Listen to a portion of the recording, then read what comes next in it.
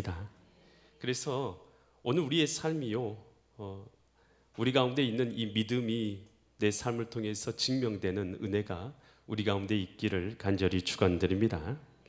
오늘 우리가 읽은 이 본문의 말씀은요, 이 바울과 바나바가 이 루스드라에 가서 복음을 전파하면서 일어나게 된 일들이 기록되어 있는데요, 과연 이 말씀을 통해서 하나님께서는 이 시간도 우리에게 무엇을 깨닫게 하시고 또 무엇을 말씀하시는가, 나에게 주시는 하나님의 음성이 있는 은혜의 시간 되시기를 간절히 축원드립니다. 사도행전 14장 8절부터 우리가 말씀 보면요, 루스드라에서 뭘 쓰지 못한 사람이 있어요? 발을 쓰지 못한 한 사람이 앉아 있는데, 이 사람은 언제부터 발을 못 썼냐 하면 나면서부터 걷지 못하게 돼서 걸어본 적이 한 번도 없는 것이에요. 여러분, 이 사람의 현재 형편이 어떠한지를 딱 보여주는 것이에요. 여러분, 과거에 내가 좀 걸을 수 있었고 뭐 할 수 있었는데 지금 못하는 게 아니라 처음부터 한 번도 해보지 못한, 그래서 이 사람은 의학적인 방법이라든지 노력에 의해서 고쳐질 가능성이 있다고 보입니까? 없다고 보입니까? 없다고 보이는 아주 절망적인 상황이라는 것을 이 말 한 구절 내에서 우리에게 잘 보여주고 있죠. 이 사람은요, 참 절망적인 사람이에요.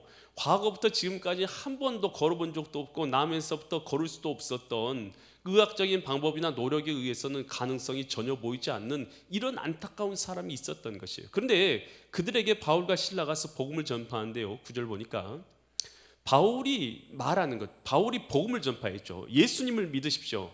예수님께서는 하나님의 아들 되셔서 저를 믿는 자들에게 죄를 사하여 주십니다. 저를 믿는 자를 하나님 자녀 삼아 주십니다. 저를 믿는 자에게는 구원이 있습니다. 라는 이런 복음을 말씀을 전파했단 말이에요. 그랬더니 바울이 말하는 것을 그 사람이, 나면서 안진뱅이 된 사람이 듣건을 바울이 주목해서 봤어요. 그 사람을 주목해서 봤더니 구원받을 만한 뭐가 있었어요? 여러분 잘 보세요. 뭐가 있었다고요? 구원받을 만한 믿음이 있었다는 것을 그에게 봤다는 것이에요. 여러분, 왜 하나님께서 보시는 것은 뭘 보셔요? 여러분, 구원받을 만한 믿음이 있는가를 보시는 거예요. 여러분, 바울도요, 그 사람이 얼마나 잘생겼는가, 그 사람이 얼마나 많이 배웠는가, 그 사람이 얼마나 많이 어떤 사회적 지위가 있는가, 명예가 있는가, 권력이 있는가, 어떤 사회적 배경이나 이런 거, 나이가 많느냐 나이가 적냐, 뭐 그 남자냐 여자냐 이런 거 본 거 아니에요. 뭘 봤어요? 구원받을 만한 믿음이 있는가를 봤다는 것입니다. 여러분, 우리 하나님도 동일하신 줄 믿습니다. 여러분, 이 시간 여러분 저와 함께 예배를 드리고 있는데요, 이 시간도 하나님께서 우리를 통해서 보기 원하시는 것은 뭐냐면, 내가 과연 구원받을 만한 믿음이 있는가. 여러분, 이것을 하나님께서는 보고 계신 줄 믿습니다. 그래서 내가 과연 신앙생활을 하고 있는데, 나는 과연 하나님 앞에서, 지금 여러분, 저와 여러분은 함께 하나님 앞에서는 다 똑같은 사람 아니겠습니까? 과연 저하고 여러분들은 하나님 앞에서요, 나는 과연 하나님 앞에서 구원받을 만한 믿음을 가지고 이 시간 예배하고 있고 찬양하고 있고 경배하고 있고 하나님께 나와서 예배하고 있는가, 내 스스로의 삶을 반드시 점검해야 될 줄 믿습니다. 여러분, 어떤 사람이 복이 있느냐? 구원받을 만한 믿음을 가지고 신앙생활하는 사람이 복이 있는 줄 믿습니다. 예수님께서 두로와 시돈 지방을 가신대요. 그런데 그곳에서 수로보니게 여인이 달려나왔어요. 그리고 나서 예수님께 넙죽 엎드려서 말한 거예요. 예수님, 나 좀 도와주십시오. 제 딸이 귀신이 들렸습니다. 제 딸을 좀 고쳐주십시오. 라고 이 수로보니 여인이 예수님께 부탁을 드린 거죠. 그래서 예수님이 한마디도 안 하고 가만히 있는 거예요. 그 여자가 더 큰 소리로 예수님 도와주세요. 예수님 도와주세요. 예수님이 옆에 있는 제자들이 그 모습을 보지 못해가지고, 예수님, 저자가 저렇게 소리 지르는데 좀 도와줘야 되지 않겠습니까? 그랬더니 예수님이 이런 말씀하세요. 나는 이스라엘 외에 잃어버린 양에게, 나는 이스라엘 외에 다른 곳으로 보내심을 받지 않았다. 저 여인은 이방 여인이고 나 상관이 없는 여인이다 라고 예수님이 그렇게 말씀하시고, 근데 그 여인이요, 그 발 앞에 엎드려서 다시 간구한 거예요. 나를 불쌍히 여겨 주옵소서, 나를 도와주십시오. 그랬더니요, 예수님께서 뭐라고 말씀하시면, 자녀의 떡을 취하여 개들에게 던지는 것은 합당하지 않다. 이 여인을 뭐 취급하는 거예요? 이방 여인으로서 개 취급한 것이죠. 개 취급하면서 그 여인의 간구를 무시한 거예요. 그랬는데 이 여인이요, 자존심도 상할 수 있고 기분이 나쁠 수도 있지만 그때 뭐라고 고백하냐? 개들도 주인의 상에서 떨어지는 부스러기를 먹나이다. 이 말이 무슨 말이에요? 겸손하게 자기를 낮추면서 부스러기 은혜라도 줬사오니 내게 뭘 베풀어 주시라고요? 은혜를 베풀어 주옵소서. 여러분, 이 예수님이 좀 매몰찬 것 같잖아요. 예수님이 어떻게 이렇게 매몰차게 행동할 수 있을까? 이런 생각도 좀 들잖아요. 근데 그 말을 들었던 예수님이 그때 뭐라고 말씀하시냐면 마태복음 15장 28절처럼 말씀하세요. 이에 예수님께서 대답하여 이르시되 여자여 내 믿음이 뭐하다고요? 여러분, 주님께서 뭘 보시려고 지금까지 이렇게 하셨어요? 믿음을 보시려고. 내 믿음이 크도다, 내 소원대로 되리라 하시니 그때로부터 그의 딸이 나으니라. 여러분, 우리 하나님이 보시는 것이 있어요. 뭘 보시냐면 여러분, 우리가요 구원받을 만한 믿음이 있는가, 큰 믿음이 있는가, 주님이 원하시는 믿음이 있는가, 우리 주님께서는 그 믿음을 보시는 줄 믿습니다. 백부장이요, 자기 하인이 중풍병으로 인해서 고통을 받고 있어요. 예수님께 와서 예수님 좀 도와주세요. 내 종이 이 중풍병으로 인해서 고통받고 있사오니 내 종을 좀 고쳐주십시오 라고 이렇게 부탁을 드려요. 그랬더니 예수님께서 그래 내가 너희 집에 가서 고쳐주리라 하고 일어서니 이 백부장이 뭐라고 말하면 마태복음 8장 8절과 10절처럼 이렇게 말하는 거예요. 백부장이 대답하리되 주여 내 집에 들어오심을 나는 감당하지 못하겠습니다. 다만 뭐만 해주시라고요? 말씀으로만 하옵소서. 그러면 내 하인이 낫겠습니다. 아니 오지도 않고 말씀만 해도 낫겠습니다 라고 말하는 거예요. 그러면서 뭐라고 말하냐면 9절같이 말해요. 나도 남의 수하에 있는 사람이라서 내 아래에 군사도 있으니 이도로 가라 하면 그 수하가 무슨 일이 있어도 간다는 것이죠. 그리고 저도로 오라 하면 무슨 일이 있어도 온다는 거죠. 이렇게 하나이다. 그러니 10절 어떻게 하라는 거예요? 예수께서 들으시고 놀랍게 여기 따르는 자들에게 이르시되 내가 진실로 너에게 이르노니 이스라엘 중에 아무에게도 이만한 뭘 못 봤다고요? 믿음을 보지 못하였노라. 여러분, 이 백부장이 뭘 보신 거예요? 하나님이 믿음. 얼마나 큰 믿음을 갖고 있는가. 아니 세상에서도 나보다 상전이 나에게 뭘 명령하면 그대로 되는데 천지와 만물을 지으신 하나님의 아들 예수님이시니 말씀만 하시면 그대로 될 줄 믿습니다. 여러분, 얼마나 큰 믿음을 갖고 있어요. 여러분, 이 믿음을 갖고 있으니 주님께서 기뻐하셨다는 것이죠. 주님께서는 뭘 보시냐? 믿음을 봐요. 여러분, 신앙 안에서는요, 믿음 안에서는 일체 차별이 없습니다. 여러분, 아무리 어린아이여도요, 아무리 나이가 많은 어른이어도요, 아무리 부자여도요, 아무리 가난한 사람이어도요, 아무리 많이 배운 사람이어도요, 아무리 적게 배운 사람은 상관이 없어요. 주님께서는 이 믿음 안에서는요 일체 차별이 없는 줄 믿습니다. 로마서 10장 12절에서 이런 말씀이 있어요. 유대인이나 헬라인이나 차별이 있어요, 없어요? 그러니까 정통 유대인들이나 이방인들이나 차별이 없습니다. 한 분 주께서 모든 사람의 주가 되사 그를 부르신 모든 사람에게 부요하시도다. 여러분, 예수님을 찾고 부르는 모든 사람에게 주님은 부요하신 하나님이신 줄 믿습니다. 그래서 우리 하나님께서 보시는 것은 다른 것이 아니에요. 과연 너는 구원받을 만한 믿음이 있느냐. 여러분, 이 시간 예배드리고 있는 저와 여러분, 구원받을 만한 믿음, 주님이 찾고 있는 믿음을 여러분 갖고 계십니까? 여러분, 그 사람이 복이 있는 줄 믿습니다.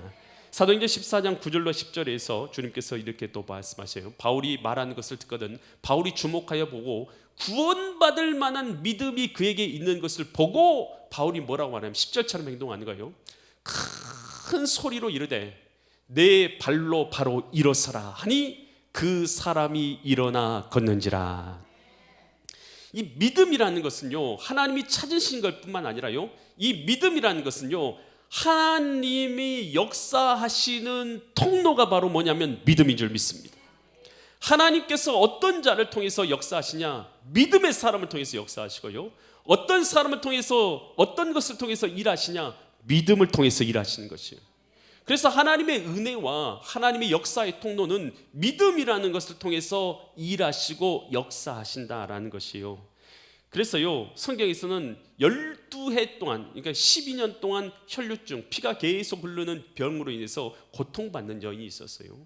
근데 그 여인이요, 의사들을 찾아가서 고침을 받고자 했지만 어떤 병도 어떤 약도 효험이 없는 것이에요. 그래서 모든 가진 재산을 다 탕진하고, 그리고 나서 그 질병으로 인해서 고통 가운데 있게 되었던 것이에요. 그랬을 때 예수님을 만나게 됐어요. 그런데 예수님을 보는 순간 그녀의 마음 가운데 어떤 마음이 들었냐면, 내가 예수님의 옷자락을 내가 손으로 만지기만 하여도 고침을 받을 것이라는 믿음이 그녀에게 생긴 것이에요. 그랬더니 그 여인이요, 예수님 앞에 조용히 가서요, 예수님 주위에 사람들이 많은데 조용히 가서 예수님의 옷자락을 만진 것이에요. 근데 그 순간 그의 몸에 이 질병이 고침받는 것을 그녀 스스로 깨닫게 된 것이에요. 그때 예수님께서 뭐라고 말씀하시냐면, 마가복음 5장 30절 보니까 예수께서 그 능력이 자기에게서 나간 줄을 곧 스스로 아시고 무리 가운데 돌이켜 말씀하시되 누가 내 옷에 손을 대었느냐 하시니. 그러니까 이 믿음은 누구의 믿음의 역사였던 것이에요? 혈류증 걸린 여인의 믿음의 역사였던 것이죠. 예수님께서는요, 그 여인이 손을 댄 것을 알았어요, 몰랐어요? 나중에 아셨죠. 손을 대고 나서 몸에서 능력이 나가신 것을 그가 깨달았다는 거 아니겠어요? 믿음이라는 것은요, 하나님의 능력이 나를 통해서 역사하게 만드는 통로인 줄 믿습니다. 여러분, 이 믿음이 있어야 돼요. 믿음이 있을 때 하나님께서 내 삶 가운데서 일하실 수 있고 역사하실 수 있고 은혜 베풀어 주실 수 있고 구원까지 베풀어 주실 수 있는 줄 믿습니다. 피어슨이 쓴 조지 뮬러의 생애라는 책에 나와 있는 책인 이야기인데요, 조지 뮬러는요, 영국의 브리스톨에 이 고아원을 세우고 아이들을 이렇게 길렀어요. 그런데 고아원을 기르는 게 쉬운 일이 아니잖아요. 아이 한 명 기르는 게 쉽습니까? 어렵습니까? 잘 아시죠? 한 명 기르는 것이요, 돼지 50마리 기르는 것보다 어렵답니다. 과학적으로 이미 다 증명된 이야기예요. 그러니까 돼지 50마리 기를래, 애기 한 명 기를래 하면 어느 게 더 어렵다고요? 돼지 50마리 밥 먹이고 치우고 목욕시키고 그거 하는 것보다요, 애기 한 명 기르는 게 훨씬 어려운 일이라는 거예요. 자녀를 그러니까 2명씩 키우는 사람은 돼지를 몇 마리 이상 키우시는 거예요? 100마리 이상은 지금 기르고 계신 분들이 보통 어려운 일들이 아니에요. 근데요, 이 97명의 아이들을 먹여 살렸어요, 이 조지 뮬러가. 그런데요, 먹을 것이 똑 떨어져 버린 것이에요. 뭐 밀가루도 떨어져 버리고 우유도 떨어지고 먹을 것이 하나도 없는데 식사 시간은 다가오잖아요. 아침 시간이 딱 됐어요. 먹을 것이 없는데 이제 선생님들이 와서 그러는 거예요. 우리 먹을 것이 없는데 어떻게 할까요? 그러니까 조지 뮬러가 그러는 거예요. 하나님께서 예비하셨을 테니까 아이들을 식당으로 불러 모으십시오. 먹을 거 하나도 없는데 아이들이 식당에 다 몰러 모으서 식당에 다 앉았어요. 근데 식탁 위에는 빵도 없고 우유도 없고 먹을 것이 있어요, 없어요? 하나도 없는 것이에요. 아이들이 그러는 거예요. 어떤 아이가 손들고, 선생님 먹을 것이 하나도 없는데요. 그렇게 하니까 하나님께서 예비하셨으니까 걱정하지 말아라 하고는 조지 뮬러가 거기 가서 기도를 하는 것이에요. 뭐라고 기도했느냐, 기도한 내용이 이렇게 기록되어 있어요. 하나님, 저희가 의지하는 분은 오직 주님뿐이십니다. 주님은 저희의 필요를 아시오니 저희에게 양식을 채워 주시옵소서. 주님, 저희가 이제 음식을 먹으려 합니다. 하나님께서 저희를 축복해 주셔서 필요한 것을 채워 주시옵소서. 여러분, 먹을 것이 놓여 있고 먹을 걸 놔두고 기도하면 좋은데요, 아무것도 없는데 주님께서 주실 것을 믿는 이 믿음. 저는요, 이 간증을 볼 때요, 저는요 눈물을 흘렸어요. 나는 이 믿음이 너무나 아름답고요, 너무나 놀라운 것이에요. 그래서 저는 막 눈물을 멈출 수가 없는 거예요. 내게는 과연 이런 믿음이 있는, 나 사람들 다 모아놓고 오늘 점심 식사 준비 안 해놓고 그러면 안 되겠지만 여러분, 이렇게 할 수 있는 믿음이 있을 수 있겠어요? 여러분, 사람 이거 정말 힘든 일이에요. 하지만 얼마나 하나님에 대한 신뢰가 있었는지를 그대로 보여주는 것이잖아요. 여러분, 그런데요, 기도를 끝나고 나서 조금 있으니까요, 갑자기 문을 두드리는 소리가 들리는 거예요. 동네에 있는 제빵 운영하는 제과점에서요, 빵을 가지고 가득 싣고 온 것이에요. 아니, 어떻게 갑자기 이 빵을 가져오셨냐? 그러니까 지난 저녁 밤에 갑자기 하나님께서 마음에 막 감동의 마음을 주시는데, 야, 그 고아원에 빵이 떨어졌을 것 같다라는 생각을 막 주시더라는 거예요. 그래가지고 가만히 있을 수가 없어가지고 새벽녘같이 일어났다는 거예요. 그래서 새벽녘같이 빵을 굽기 시작했다는 거예요. 그래서 빵을 구워가지고 잔뜩 빵을 구워가지고 가져왔습니다. 하나님이 일하신 줄 믿습니다. 근데 빵만 먹으면은 안 되잖아요. 우유도 있어야 되잖아요. 조금 있으니까 문을 또 톡톡톡 뚫리는 거죠. 누가 왔어요? 우유 장사가요, 큰 우유통을 들고 온 것이에요. 아침에 비가 내렸는데, 비가 내려가지고 진흙탕이 된 거예요. 길이 진흙탕이 됐는데, 하필 지금 이 고아원 앞을 지나갔는데 이 수레바퀴가 진흙에 빠져가지고 움직여지질 않은 거예요. 그래서 거기에 우유가 잔뜩 실려 있는데 어떻게 해야 돼요? 우유를 빼고 나서 수레를 빼야 되는데 도저히 어떻게 할 수 없어가지고 우유를 뺐는데, 마음에 감동이 들기를 앞에 고아원이 있으니까 기증해야 되겠다라는 생각이 들었다는 거예요. 그래서 우유와 빵을 잔뜩 먹었다는 거 아니겠습니까? 할렐루야. 믿음은요, 하나님께서 일하시는 통로인 줄 믿습니다. 여러분, 우리 하나님 뭘 보시냐? 이 시간도 우리의 믿음을 보고 있는 줄 믿습니다. 마태복음 17장 20절에서 이런 말씀이 있어요. 이르시되 너희 믿음이 작은 까닭이라. 이제 주님께서 병든 자를 치료하지 못하신 걸 보면서, 예수님은 치료하셨는데 왜 우리는 치료 못합니까? 라고 물었을 때 예수님이 하신 말씀이에요. 너희 뭐가 작다고요? 너희는 믿음이 작기 때문이다 라고 말하면서, 진실로 너희에게 이르노니 만일 너희에게 믿음이, 어떤 믿음이 있으면요, 겨자씨 한 알만큼만 있어도, 여러분, 겨자씨라는 것은요 아주 작은 것을 뜻해요. 하지만 이 겨자씨 안에는 생명이 있습니까, 없습니까? 아무리 작아도 생명이 있어요, 없어요? 여러분, 우리는요 큰 믿음만 생각하지만, 여러분, 하나님께서 원하시는 믿음은요 살아있는 믿음입니다. 여러분, 살아있는 믿음이라면, 겨자씨만한 아무리 작은 믿음이라도 살아있는 믿음이라면 어떻게 한다는 것이요? 이 산을 명하여 저기로 옮겨지라. 여러분, 이 말은요 당시에 속담이었어요.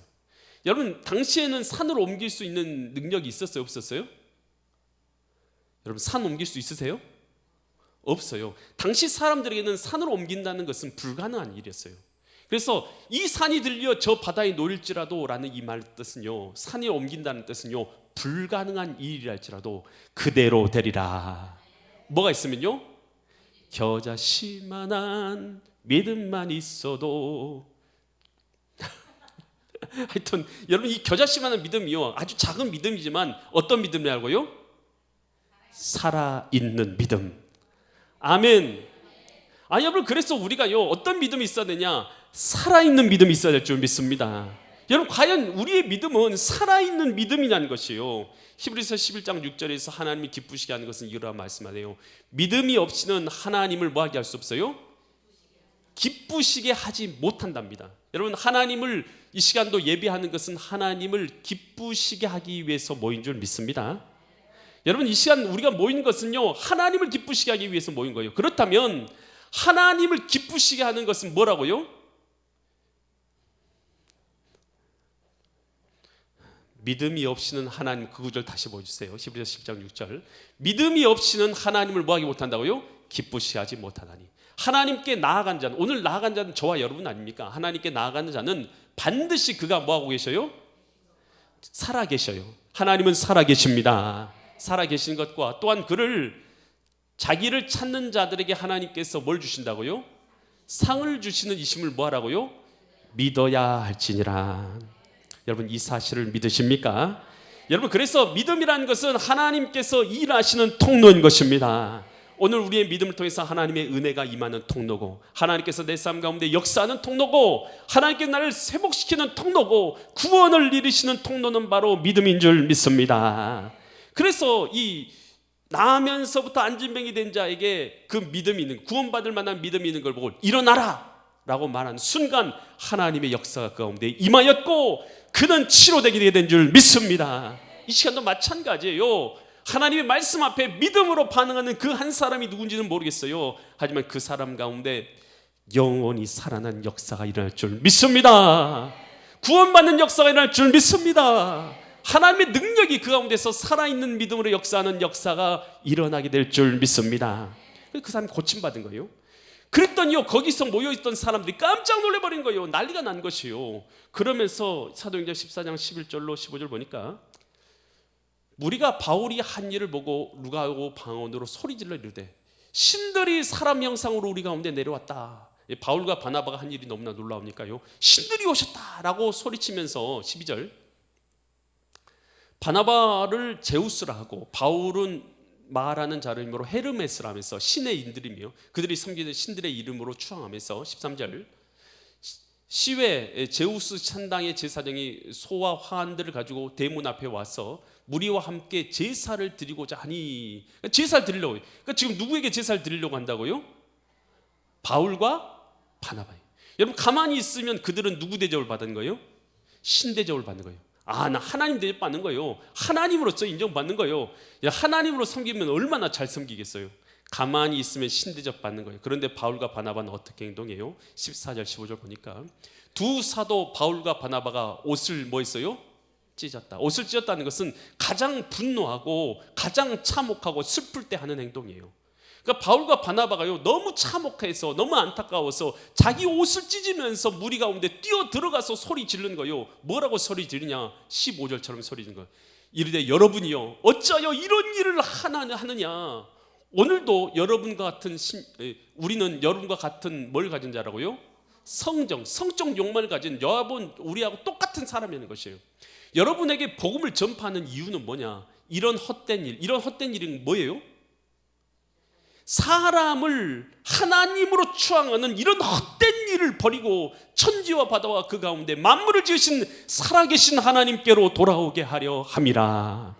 바울과 바나바가 목숨 걸고 복음 전파하는 이유는 우상 숭배에서 인간을 하나님으로 추앙하는 그 어리석은 일들에서 벗어나서 살아계신 하나님께로 돌아오도록 하기 위해서 복음을 전파하는 것입니다 라고 옷을 찢으면서 말하는 것이에요.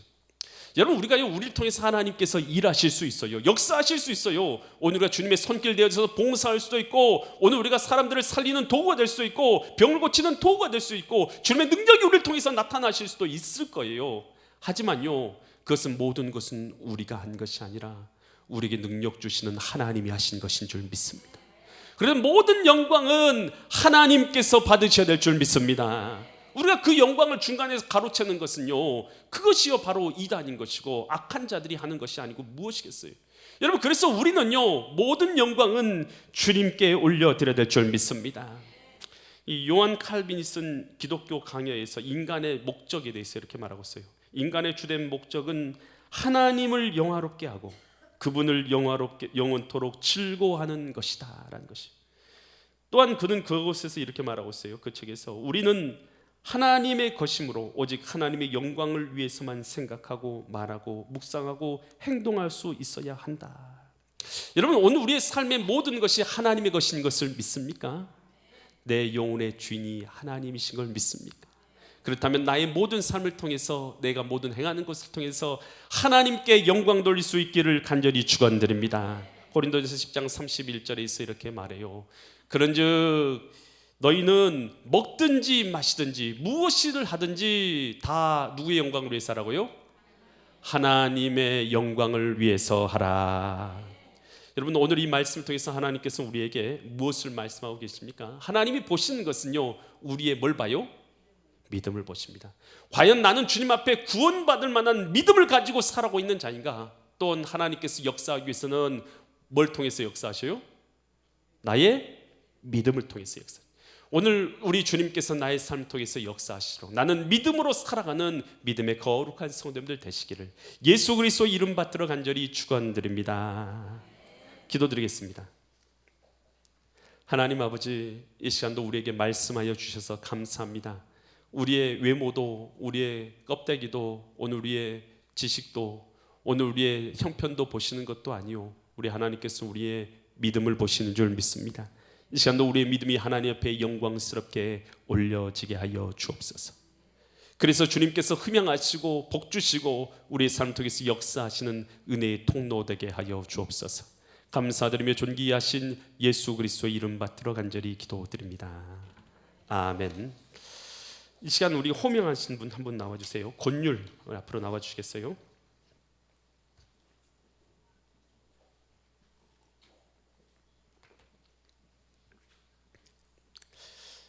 오른손을 드시고요. 가운데 오셔서 제가 질문한 것에 대해서 아멘으로 답변해 주시면 되겠어요. 권율 학생은 하나님 앞에서 죄인인 줄 알고 하나님의 은혜 없이는 진노를 면치 못할 줄 알고 하나님의 은혜로 구원 얻는 것 외에 소망이 없는 줄을 믿고 생각하십니까? 예수 그리스도께서